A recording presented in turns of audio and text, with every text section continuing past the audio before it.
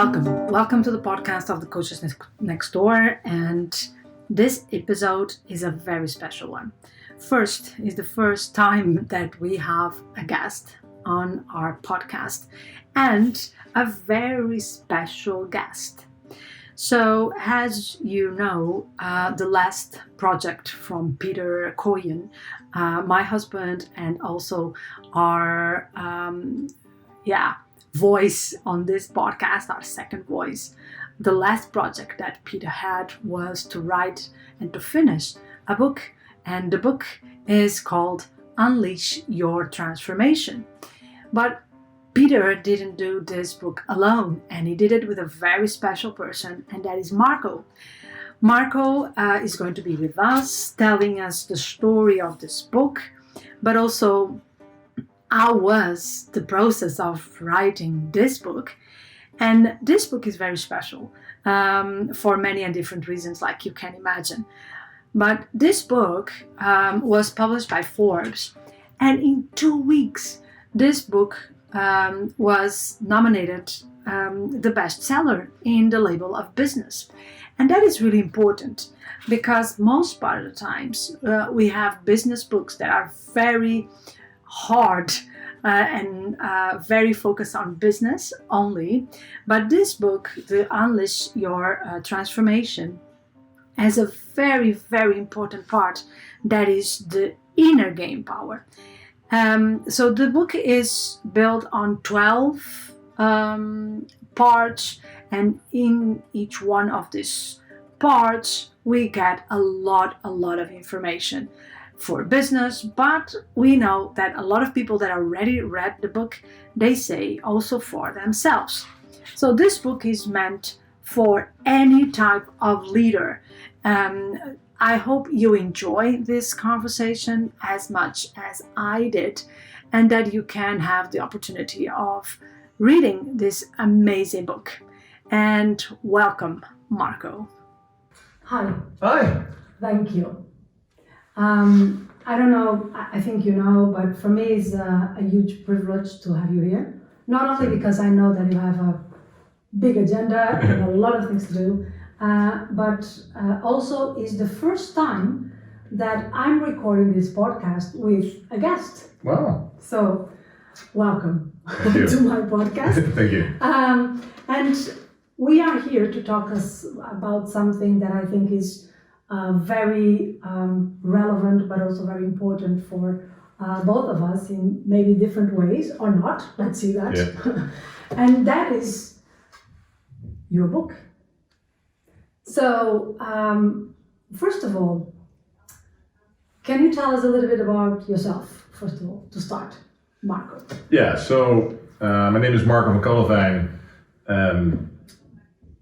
I live in Amsterdam with my family. And I had been living around the world before, and I dedicated my professional life to really help or lead businesses to transform. Yeah. I figured out early out in my career that I really enjoyed that, and also felt it was very complicated to do. So I was passionate about it, but it's not easy, as a lot of people know who want to change something in organizations. That became my passion and my drive, and I've been doing that for decades, and learning about it, doing about it. I started my career after business school at McKinsey, worked there for more than a decade. Then I spent several years in private equity in London with Bain Capital, and over the last decade I've been really hands-on leading businesses. Yeah. First business was at TNT Express, a large division of TNT Express. I was privileged to lead. Then I went to LeasePlan, the largest car leasing company in the world, which was just a private equity buyout at the time. Was their COO, helped lead their business, the core part of the business. And for the last 3.5 years, I'm the CEO of DKV Mobility. It's a large German company, the leading European platform mobility services. So I've been helping that to transform a CEO. So that's a bit my red thread to my career. And also because it's not only that the companies are big, but they are also international. Yeah. So with a lot of all the things that we hear right now, with different cultures, with different environments. So and also in different with different heads. Yes. Like first of all, a little bit more on distance of the business. Yes. And then now hands-on fully in the business. what is the biggest difference? Now, I think the first question is culture. I had the privilege to lead businesses from Australia to Europe to Brazil, etc. And yeah, I found there are national cultural differences, definitely, but humans are also humans. Yeah. So there are a couple of things which really unite us more than divide us. Yeah. And I found what thrives people in Brazil, if they want to do a good job, make progress, learn, improve, these drivers you also find in Australia, you also find in France and other places. Yeah. So I found that yes, there's a cultural differences. Underneath, the human force is more or less the same, what people would like to do. So, that thinking about also that human force, my question is, what was the human force to write this book that's was 2 years of your life dedicated to this project together with Peter? Yeah, so a couple of things came together. Yeah. As I said, I dedicated my professional life to figure out how to best transform large businesses or organizations. Read a lot about it, studied about it, tried things, made a lot of mistakes in the journey, saw people doing good things, bad things. And then literally, I had a conversation with Peter. And Peter came more from what drives people from the inside, the motivation inside. And I said, I have thoughts about it. How could you do this better? And we could help people with this. So it came out of a conversation actually also with Peter. Said, okay, how can we help people? There's so many people that lead a team or lead a division or lead a business or lead an organization or lead a non-for-profit organization. And they feel, the organization is not fully thriving and alive. They may be surviving just or in a status quo mode. And they feel the need to change, but it's difficult to do. So we said, how can we do this? And then, literally, I ordered all the books possible on the topic. I was crazy. And I read everything also possible, literally possible, also all academic articles. And we didn't find a good structure or a holistic way to think about it. So we said, okay, it doesn't exist yet, what we try to do. And that's where the concept of the book came up, after a couple of brainstorm sessions. And then the moment came from, that's all the moment of the truth. Is it just an idea or are you committing to it? Yeah. And we committed to it. It's okay, we're gonna write this thing, knowing that it's a long process, tedious process, but the purpose was given. We really want to help people with doing this. If I must say, we met some short moments because it was when we were going to meet Peter in the office and the meetings. And I remember that I heard the meetings from my office. And they were so vivid. Yeah. They were always very vivid. Yeah, it was loud. We were debating how to do this. And it was also trying to push the envelope of the thinking. Yeah. Right? We tried to get out of the current belief set that people have, or what doesn't work, or what works. So we really tried to look at the new way at things and challenge each other. Could you do it this way, that way? How would it fit about that? Well, the experience this way. So I enjoyed that because it was a lively dialogue behind it to push our own thinking. But I think that you're saying something that I must confess that for me, and I don't know if that you have the same experience, when you are in leadership, is the most difficult thing, is having people that are willing to provoke you, that are willing to say, no, I don't agree, or I think in a different way, or so how was that? Because you were both, of course, and I know you both, so you have strong characters, but at the same time, I think you were able to see that as a healthy provocation of each other. Yeah, I like strong people to work with, because you need to catalyze the energy, not against each other, but with a purpose forward. So if you don't have a purpose where you want to go with this, then it can become conflicting. Yeah. But I found if you're responsible in an organization, often previous generations have built that organization. Different if you're a startup, but if it's an existing organization. And there are pre-notions about how things should be done or worked in the past, or how the world looks like. And often there is a problem with that because these things become almost like a religion. Like this is how we do things here, and not like this, and you should know that. And I always like to poke, how do you know? And then, who said, right? Who said that this is the way to do? And have you tried something else? Yeah. So I think in an organization, in a leadership position, it's extremely important to constantly challenge yourself about what are the belief set that are here, and is it true? Or is the world moved on? Or is it things change? And most people, they put a glasses on, what they call the belief glasses, and it becomes almost religious. This is how we do things. Yeah. So I like this debate. That there's also a certain limit to it, at some point you say, okay, now is the way you make a decision and move. Otherwise you keep in a debating mode. Yes, So at some point you get to an essence and truth, what I found. Okay, we looked at different sides. Yeah. Okay, this is 90%. Can we live with it? And then we move. Yeah. And that, so there's always an open debate spirit. But at some point, if you feel you get to an essence or a new good insight, then move.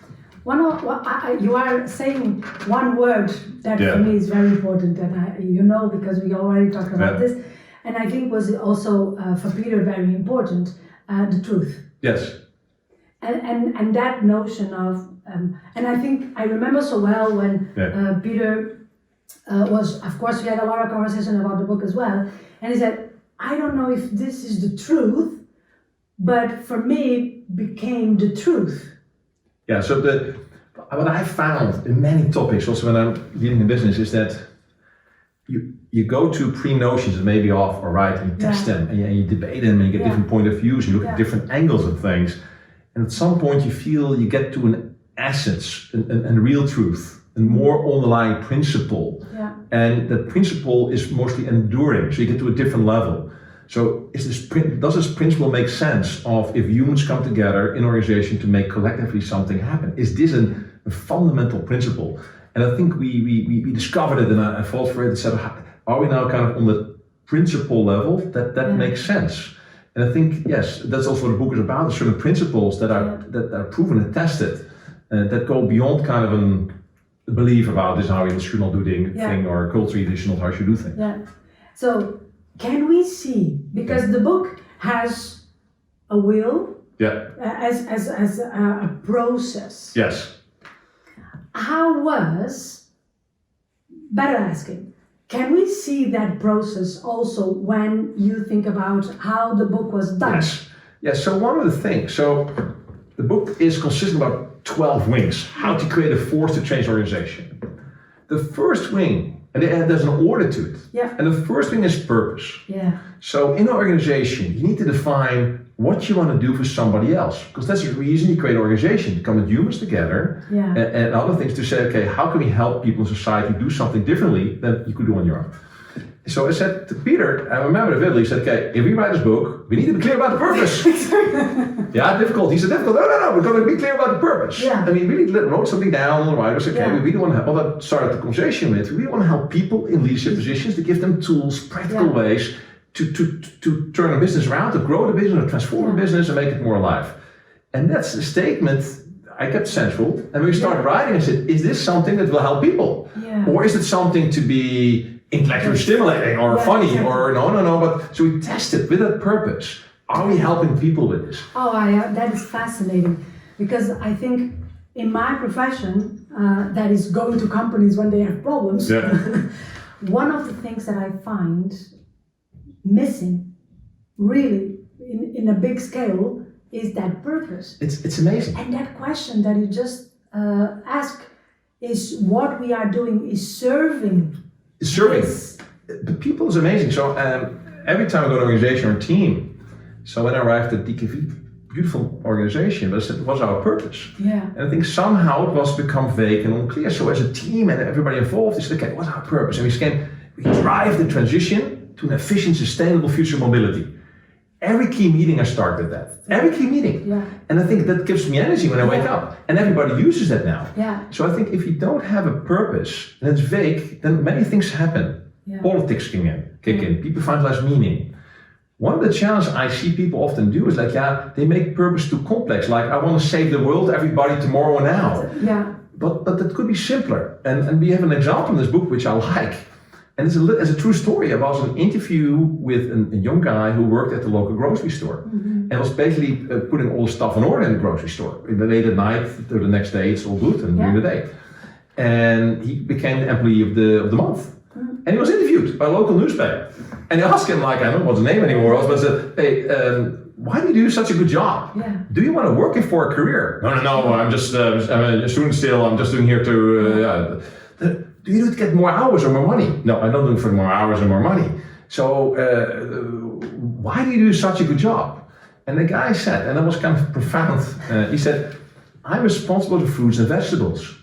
That's in the beginning of the store. Yeah. He said, in this neighborhood, parents come at 5, 6 p.m., tired from their work, in the store to define what you will eat at night.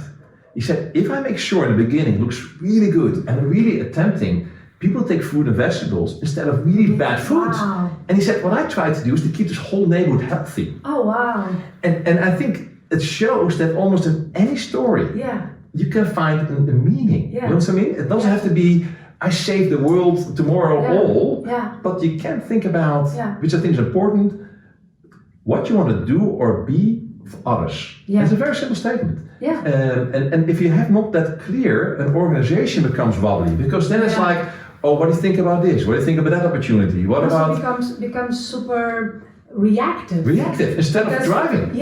And also, if you have a purpose, it attracts certain people who like that as well. But also certain people who don't like it go away, which is also okay. So that means that some things will be so much easier. Absolutely. If we are able to say, okay, why we are doing this? What is our service? What's our service, and who we want to be, and what way to be of others? And my experience is a couple of times in the book. You need to make it a bit distinctive. It can be a bit.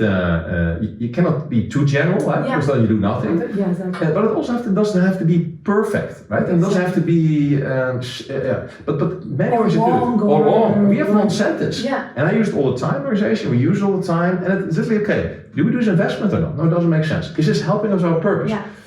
It doesn't mean also the purpose is forever.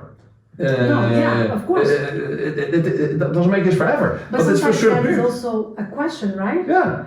You be question, is this right purpose? This purpose still serves after 20 years. Yeah, after 20 years. I don't know. For instance, that was a question that for me, and we also talked about it, because I didn't wrote the book.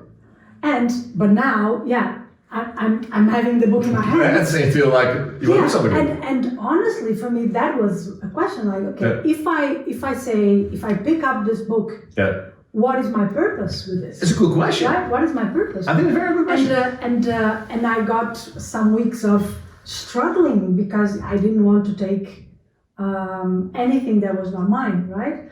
But when I found my purpose, I go like, no, this is the way that I want to do it. This is the way I want to help people. So I think for each of these wings, we have 12. Of each of these wings, we defined 4 levels. Now let me give you a purpose. When I work organizations, the first level could be there is literally no purpose. If you ask people, nobody knows, it's just we do something. The next level could be, and I give examples that I really say, is there purpose? And somebody said, yes, wait a minute.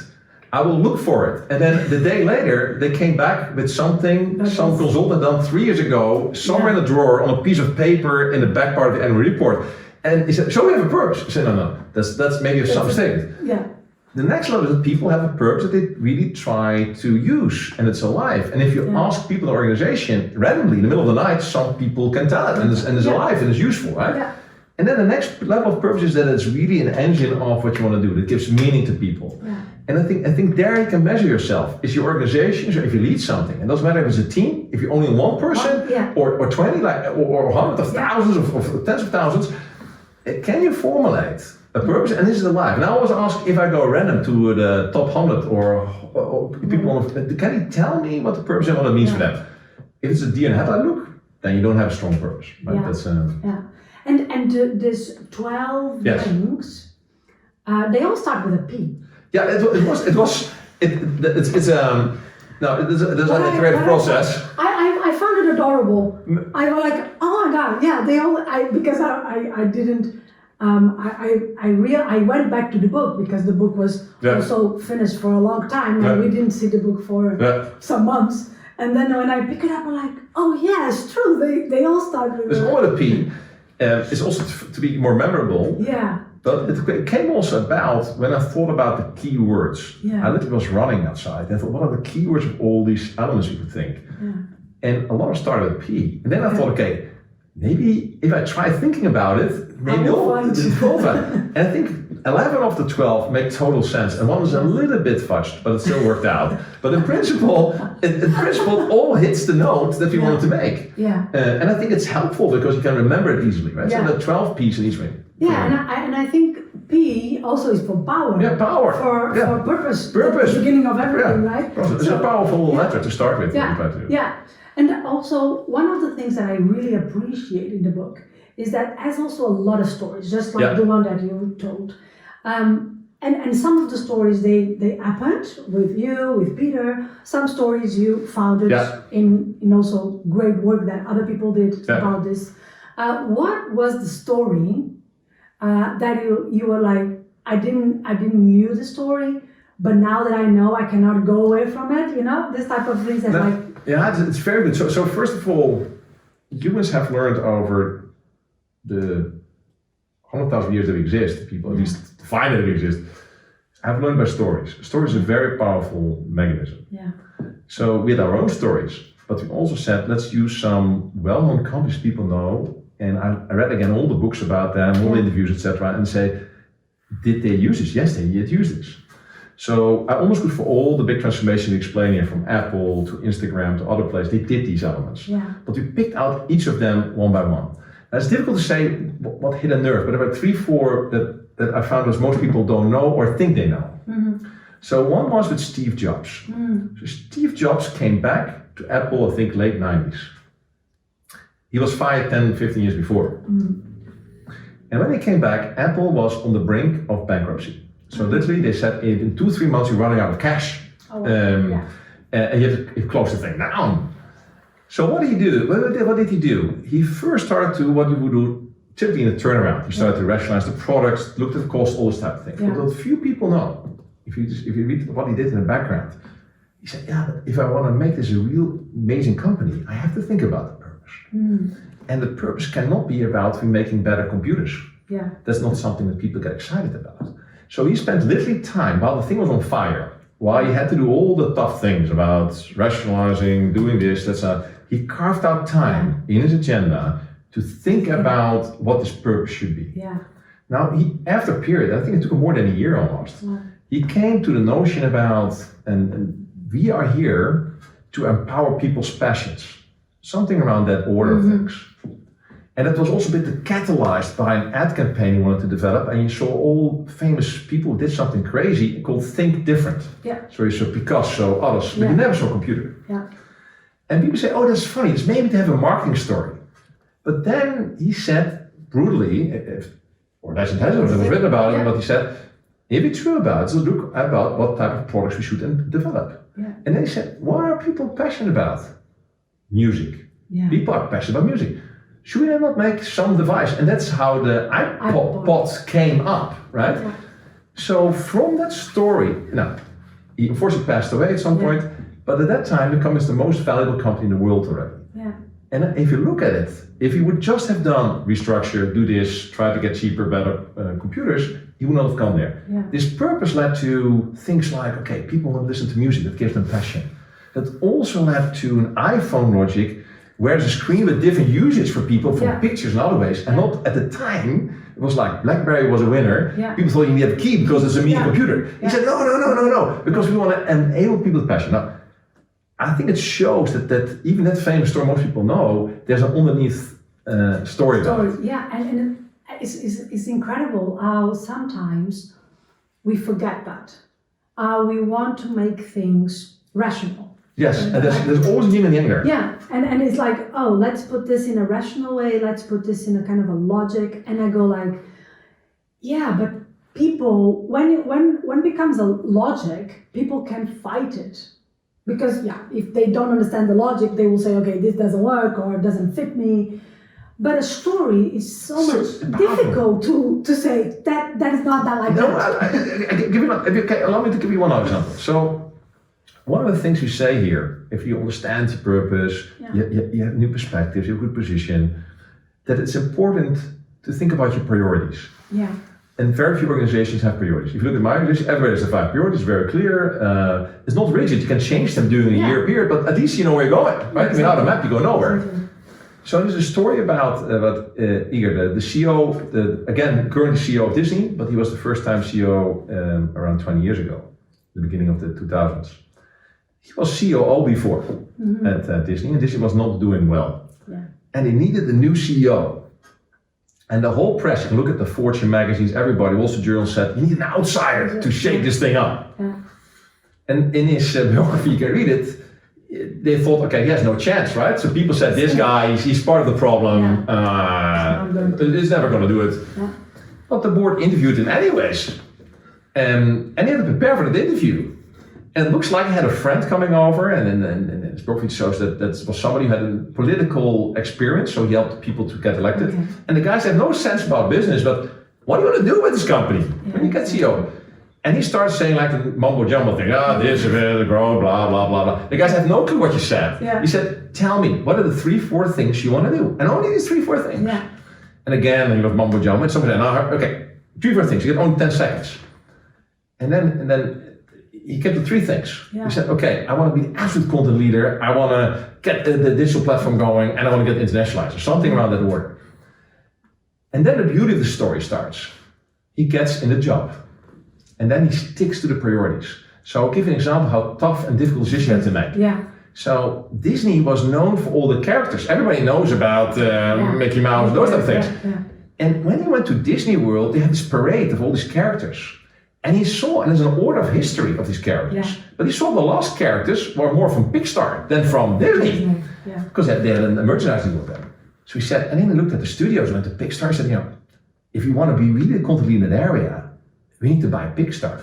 And that was like crazy because Disney was competing with them, and how the hell this the guy, and he did it, right?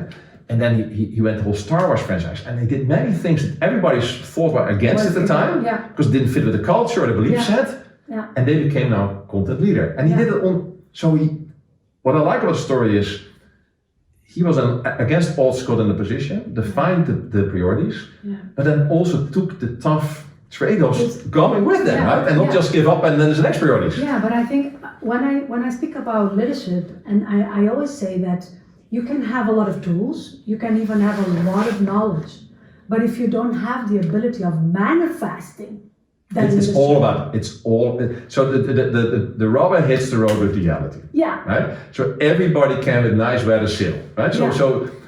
But to go against the pressures of the status quo, you need to have conviction. You need to see the promised land, what it could be. You need to have a view how the road could be. If there's so many obstacles, and that's why organizations change so difficult. But if you have this conviction, if you have a purpose, if you have these priorities, then you can also make progress, and then you can celebrate progress along the way, and then create a bit of a snowball moment. But also makes when sometimes people I always say people don't need to always, let's say, agree with you, but they at least need to believe you. I think we tried in human history many different organization forms. Yeah. Everything we tried. Yeah. But 99.9999% of organization is still a bit of a hierarchy, but somebody in the end needs to make a decision. Why? Sometimes a decision, not making a decision or holding up in compromise decisions is often worse than somebody makes a decision. Yes. I have a philosophy also in my work, like there are different types of decisions. And the weird thing is, I describe a little bit in the book as well. If you look at senior people in an organization, the question comes, should we buy this fundamental acquisition? They often take as much time as where should the business partner be? Because people take a process, decision making, everybody's involved, and you see it like for big decisions, they take the same amount of time as for small decisions. Yeah. I have learned to segment that very small decisions go fast and they can course correct along the way. Yeah. If you bet the future of the organization, hey, let's go slow. Exactly. But most of the time, you see people take not enough time for the big bet decisions, and they are worried about the Christmas party where it is, the location, versus this big acquisition. Yeah. So I've learned to segment about very fast decision making together. Yeah. And basically 3 things always come together. Do you have the right and enough information? Yeah. That's an important part from to make a decision. Do you have the facts? Do you have some facts? Yeah. Do you have enough alignment? Yeah. And do you have the right timing? Yeah. Right? Because speed is of the essence in an organization. And I've learned to make decisions faster and faster and faster. Not bad decisions, get the facts faster. Exactly. Get people aligned faster, and then keep momentum. Yes. And I think that's somehow how the rubber hits the road. Because if you don't do it, you can always get more and more facts till you drown. Yes. You can also slow down alignment, like, let's talk about it in 3 months instead of tomorrow. Exactly. It doesn't get better, right? No. And then let's delay the decision. And I think that's why the hierarchy often, you need to make decisions. Yeah. An organization is also making decisions, and that's difficult. It's very difficult, and I think sometimes people, but from my experience when I reach organizations, I remember one time I was having a conversation with a CEO and the HR director. Yeah. And they call me, Ligia, we need your input. I'm like, okay, let's talk. And we were talking about one of the directors of the company.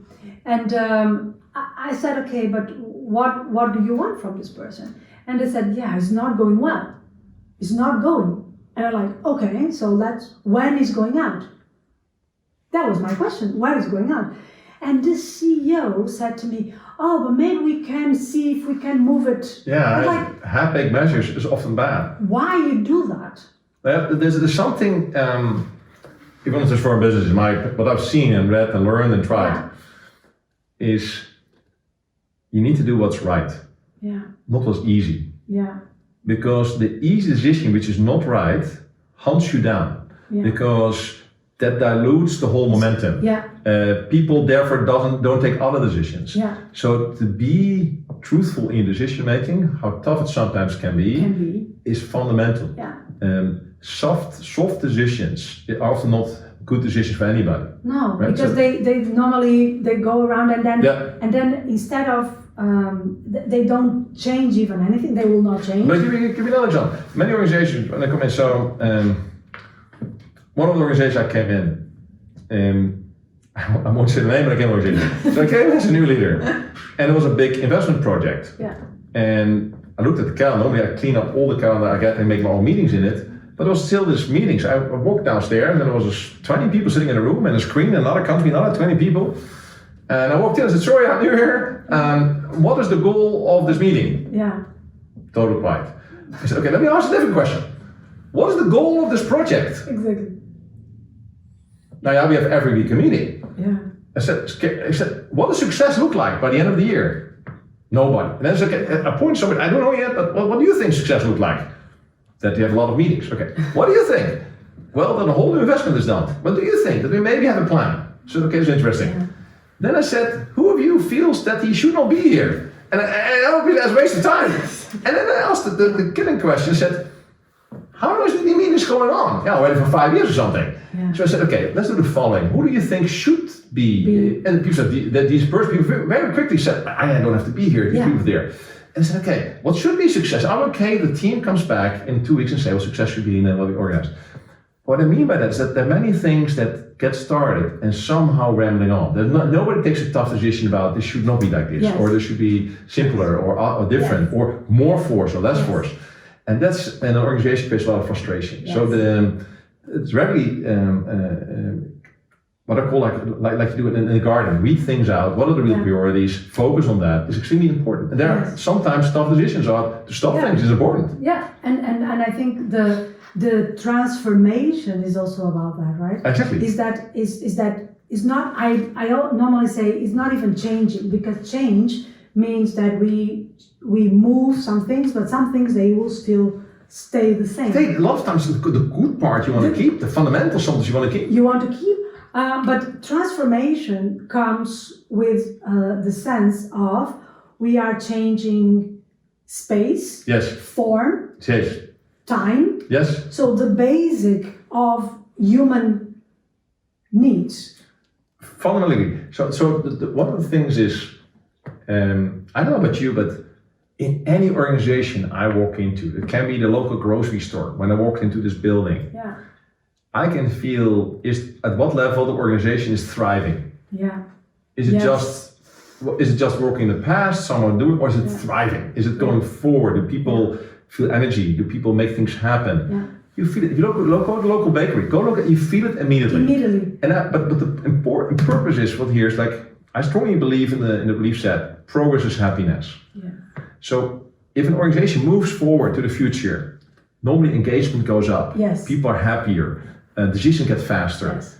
People are better when they leave work and go home. Yeah. So if you don't, you get frustration. Yes. People get bored, frustrated. They take that energy home in their relationships. Yes. So I think if an organization, you need to always define a way that it thrives. Yes. Because that has an impact how you think about the people that work there, your customers, your suppliers, your community feels that, right? Yeah. And I think if you don't do it and it becomes a very still organization, or we tried it in the past, or you feel it. But also, I think the relevance, people feel that is no relevance for them. If a company doesn't, or an organization, or even a team doesn't get that progression, that transformation, and people think, I'm part of this transformation, why I'm doing here? I think then it becomes a normal job. And then Flat. people, and then we talked about this life force, and also organization is a life force. Exactly. If there's unclarity or there's not enough passion going forward, we talk also about passion in this book a lot. If there's no passion to drive this, then people lose the interest and energy. I remember when I left my corporate world. Yeah. And I was in a field that normally people see as progressive, that is retail, is fast, but I felt that. I felt that, oh my God, this is just maintenance. I'm not relevant anymore. I don't bring in my ideas. I'm just maintaining things.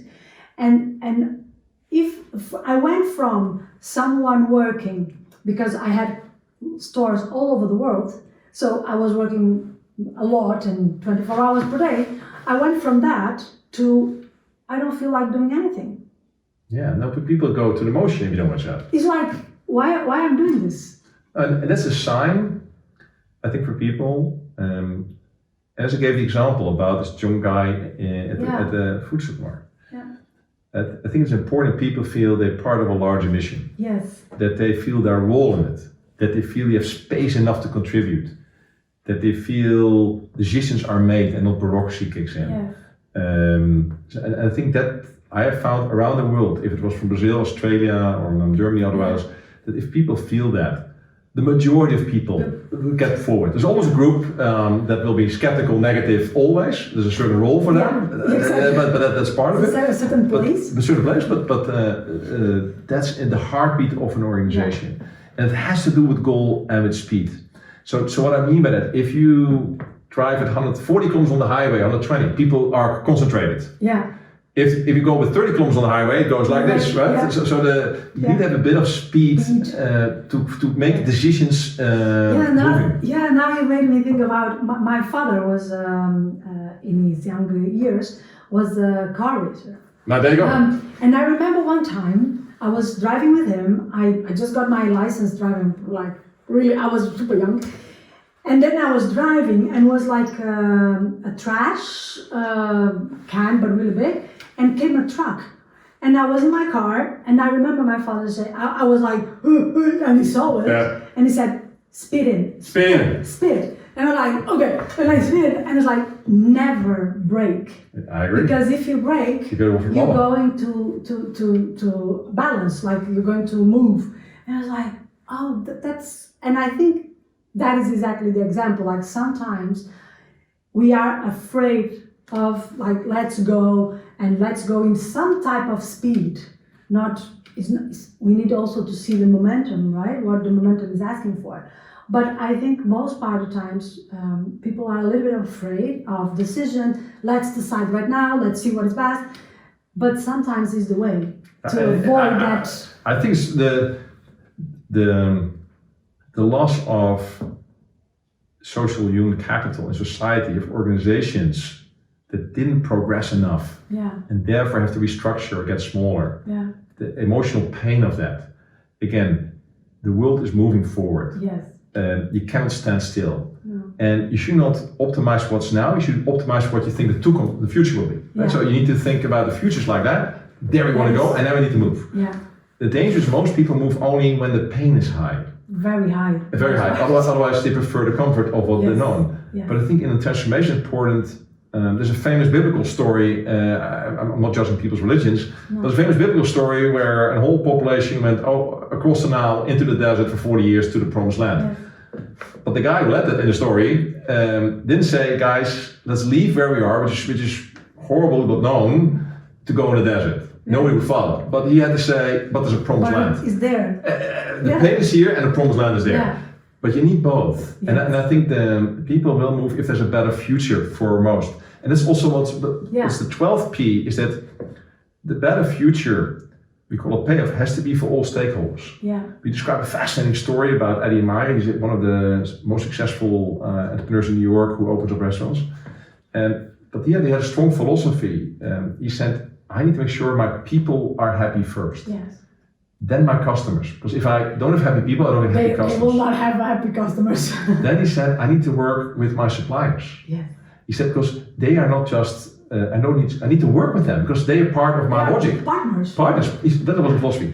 Then he said, I need to work with my community. Yeah. So he did all kind of things in the area. For example, he had a high-end restaurant, and then he went to elderly homes to cook one afternoon a week. And that motivated everybody, right? Yeah. And then he said, then my investors come. Yeah. Because then the financial return comes. Yes. And he had this whole logic about, in a transformational logic, all the stakeholder groups need to get better.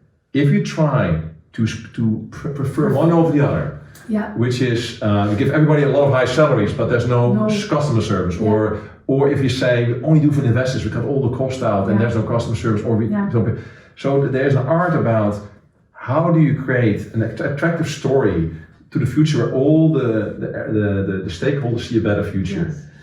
And people are okay to go through temporary pain. People understand that. Yes. Because they don't understand it. They need to know. But they need to know, right? Yeah. And you have a fair logic. Yeah. Now, for example, we did at DKV a couple of months ago. We had a community day around our head office with 30, 40 projects in the area. Now, the energy for people was so high to contribute something back to underprivileged children, to elderly painted things, those type of things. And it was not done for PR reasons. But people felt great to give something back to the community, where they live. Yeah, I can say that we were looking for, 2 years to have an organization that we could contribute monthly and help. And then when we found War Child, for instance, I must say that when we went there to record saying, hey, we are partners because they asked us, I needed to cry. Because then it's like, okay, I found something that is my main, that for me is really important. Yeah, but that type of contribution. But if that's part of the work you do, there's an element of it, it's important. Now there's also something around financials. People often have that emotion around bad, good, amazing, or ugly. But there's a reality, which is still the best system we figured out in the world, that you need to make trade-offs about how much value you create, how much you charge, how much cost you spend. Yeah. That's also okay. And that's also a mechanism to say, if you have also sharp targets on that means we have to be careful about where we spend and prioritize on. Yes. We need to make sure our customers are very happy because getting better to keep customers than get new customers. So have a financial pressure. Not having a financial pressure is also not helpful. No. Because then you get waste, politics. I had one, when I was at McKinsey, I also helped several NGOs. And there was this idea that the NGO are very good people who do great stuff for society. But when I walked in, there were a lot of politics. They spent money on expensive plane rides, and not a lot went to the people to help. Yes. So I think you need to also have a bit of financial sensibility. Yes. Say, if you want to thrive as an organization, you need to make sure that fundamentally you get more resources in and out because they can reinvest in the future. Yes. If not, it's also not okay, right? The financial results, targets that you have, is not something bad or good, but it's also part of thriving. There's a bit of a currency you need. Yeah. So I'm hearing you and I'm thinking, wow, we have 300 and 20-something pages.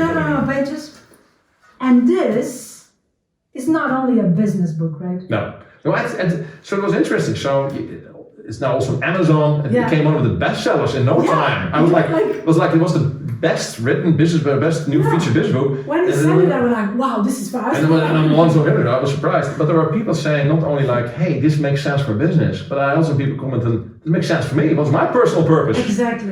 You know what I mean? Which people do I want to surround myself with? How do I do progress, move things? And so there are a lot of principles here that you also apply on an individual. But also, this is not only, let's say, that, but it's also not coal business. No, it's not. It's really to make sure that companies are, I will say in my terms, ecological, like that they serve. Absolutely. And they create an environment for the world and for the people that are with them, that's clients, partners, employees, that everyone is living in this friendly ecosystem. And I think the beauty is I've seen so much potential. Yeah. Almost in any organization, you can tap into more human potential. That people feel more alive, feel more thriving, more contributing, better working together, solving problems faster, learning, trying things. So I think the beauty is we're the beginning of things. There's so many room for so many organizations to find the next steps the next year and do all these things. Yeah. So that's the good news, right? We're not at the end of something. I think there's an incredible potential out there. It's the beginning. So and also for that, what is next? What is in your field next? What do you want to do? So this book, we're very proud also that we have it out now. And I'm already thinking about how to best help. One way is that we use this book to help people in some way. And the other thing, I also think already about could be the next book. What's the next way to unleash this potential? Yeah. And one thought I'm playing with is that always boils down also to teams. Yes. Anything you want to do in life, in an organization, boils also down to a team. And the team can be direct reports, but there's also a lot of other people on the team, right? An extended team, or it could be in organization, external organization. But to achieve something, it's as humans, it's mostly team. Yes. Even the most individual sports players, they have a whole team surrounding them. Exactly. They cannot do it without them, right? No one can do it without them. There's logic about that. But I think there's a lot of stuff in there that could help people. Yeah. So it's incredible that you are saying that, because one of my points of interest right now is exactly that. Is how can we also learn, because nature is there. Nature has beautiful teams and as creating beautiful ecosystems. And I think as humans, we lost that notion that, and also sometimes I talk about against myself in that sense, in personal development and in the story of the inner game. We hear a lot of times that no one is going to do it for me, or they will, right? Sometimes the people don't have any idea the relevance of a peer group. Sometimes people don't realize how important it is to be in an ecosystem that supports your purpose. No, I think you're right on. So one of the items is in the center book called Inner Game. Yeah. If you want to make a big organization or a team or somebody move, you need to be sure that you're in a good position yourself. Because if you're not fit, it's difficult. Yeah. If you don't have the right emotions. So if you're more worry and complaining instead of I'm thriving and passionate, you have an issue, right? If you have beliefs, like everybody's out to get me, and I have to do it on my own, or fear, so your belief set's extremely important. If you believe like, hey, it's a give and take in the ecosystem, we're here to help each other, that's a better belief than I have to do it on my own. Yes. For example, right? So we talk about the beliefs, that you could have to be more empowered. Yeah, so I'm curious about the next steps. For now, we want to say that we are also willing, right, to present the book and to talk about this because we like it. As you can hear, we like it. We like it. So if you want to know more about the book, if you want to reach out, please do so. We are happy to talk more about it, to explain, to show it. So that's why also the book is here, to share. So thank you so much for this conversation. And pleasure. I think we could be here. We can spend another hours, you can see. No, but thank you for inviting me. Yes. And I think also it's also interesting that Peter's spirit, as you and I discussed immediately when the tragedy happened, we say, okay, we drive this book forward also with his spirit. Yeah. And I think he would be proud about it. Yes, he is. I'm pretty sure of that. I'm pretty sure. Thank you so much, Marco. And we continue. We continue the dialogue. Thank you. Okay. Thank you for listening. The Coach is Next Door, and follow up. We have new episodes coming in, and every month you have a new episode that you can listen to. And remember, you can always share these episodes with someone that you think that could be a benefit or could feel a benefit from these episodes. And we will really like to receive also your comments and your questions.